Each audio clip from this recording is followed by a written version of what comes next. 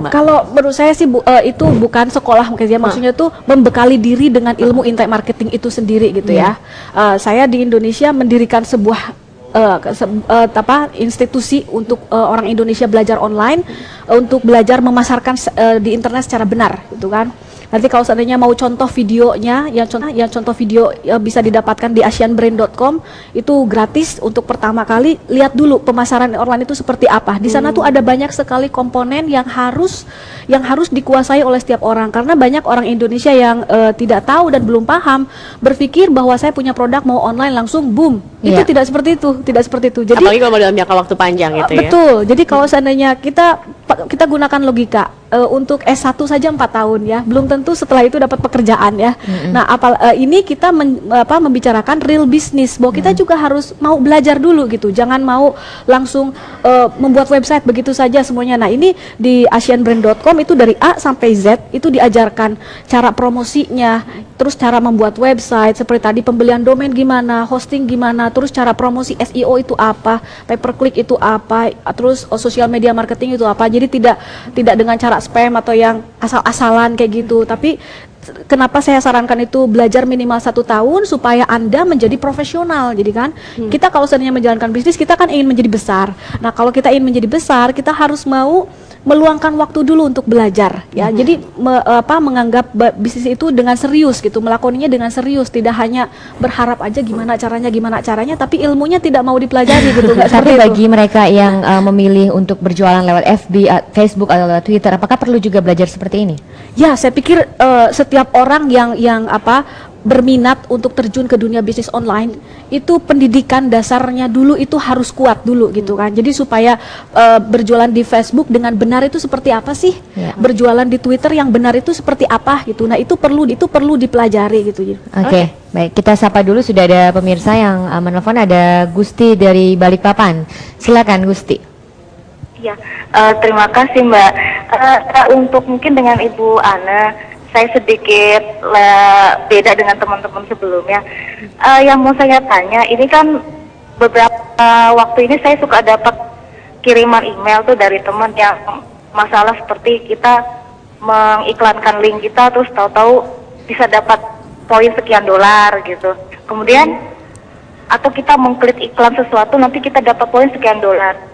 Menurut Ibu Ane nih, yang saya sedikit bingung lah ya, yang saya tanya-tanya versi temannya jawabannya beda-beda. Menurut Ibu Ana, kira-kira kelebihan dan kekurangan apa sih sebenarnya dari sistem seperti itu? Kok bisa kita hanya mengklik suatu iklan kita dapat sekian dolar, terus misalnya kita juga membuka user temen yang sudah ada, misalnya kita buka PTC Bank nih ya, yang sekarang lagi gencar nih buannya itu, kalau kita buka iklan dalam PTC Bank itu kita dapat sekian dolar gitu. Menurut Ibu Ani gimana?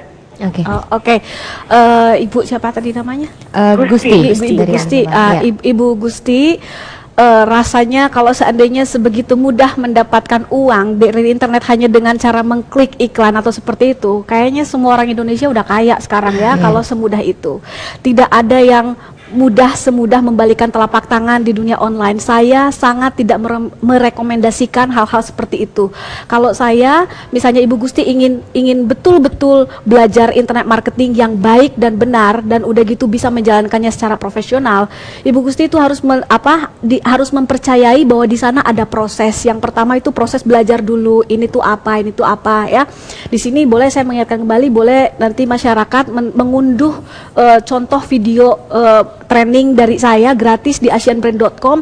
Itu gambaran besar internet marketing itu seperti apa, saya berikan secara jelas di sana dan saya berikan gratis. Silahkan dipelajari supaya mendapatkan gambaran besar bahwa internet marketing itu tidak instan, tidak pernah instan. Jadi kalau seandainya ada iklan atau gembar-gembor mendapatkan bahkan ratusan juta, miliaran, itu tidak dikatakan tidak benar, tapi siapa dulu yang menghasilkan uang sebesar itu? Karena kalau seandainya orang ibaratnya baru terjun ke dunia internet hanya dengan cara mengklik iklan udah gitu dapat uang banyak, mau puluhan dolar, ratusan dolar, itu ya bisa saya katakan itu scam atau penipuan ya. Jadi harus hati-hati juga. Jadi kita harus membekali diri dulu dengan ilmu kalau kita mau betul-betul serius terjun di dunia internet marketing dan mendapatkan income dari sana. Oke, baik. Sudah ada penelpon lagi ini, Bu dari Jakarta, ada Arjata. Selamat siang.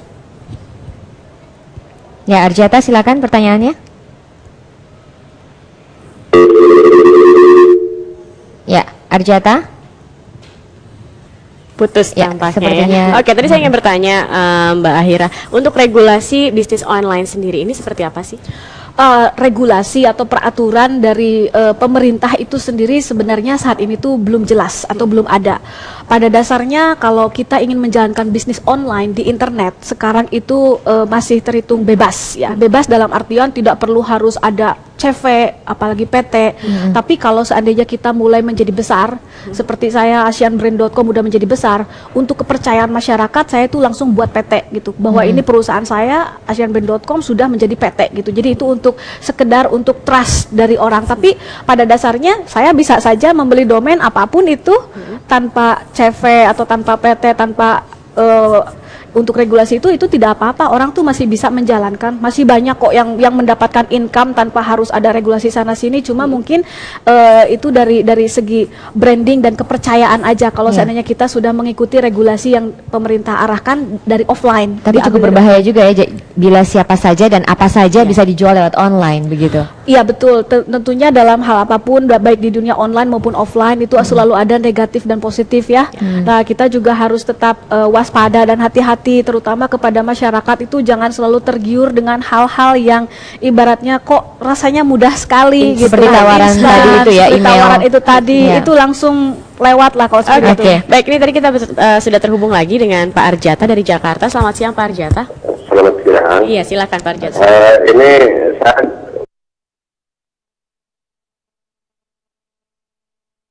saya ini apa tuh? Ada di Indonesia yang terbesar saat ini itu milik saya di asianbrand.com. Pak Arjata bisa belajar di sana, bisa dicoba, ada trialnya.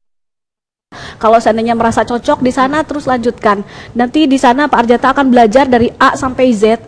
Kalau bagi mereka yang serius dan ingin menjadi profesional di sana. Menurut Mbak Ahira ini kalau kita berdagang secara online, apakah kita perlu juga mengikuti pameran-pameran atau murni berdagang secara online saja? Itu memiliki sebuah bisnis, kita harus melakukan sebuah scaling. Scaling dalam artian ya kita melakukan perbedaan dari ini, misalnya saya kata promosikan sekolah seminar itu tidak jadi masalah. Nah mungkin kalau yang memiliki produk itu pergi ke pameran itu bagus. Jadi lakukan diversity untuk bisnis, untuk scaling, untuk memperbesar itu bagus. Untuk menggait kepercayaan juga. Betul, ya. untuk menggait kepercayaan. Susah-susah gampang susah ya. Jadi tidak semudah belajar dulu. Tidak semudah membalikan telapak tangan, tapi juga tidak sesulit membuat roket. Terima kasih Mbak Ahira atas ilmunya hari ini. Sama-sama. Oke, baik. Dan pemirsa, kami akan kembali lagi setelah jeda komersial berikut ini bersama Robert Haryanto. Tetaplah di White Shot.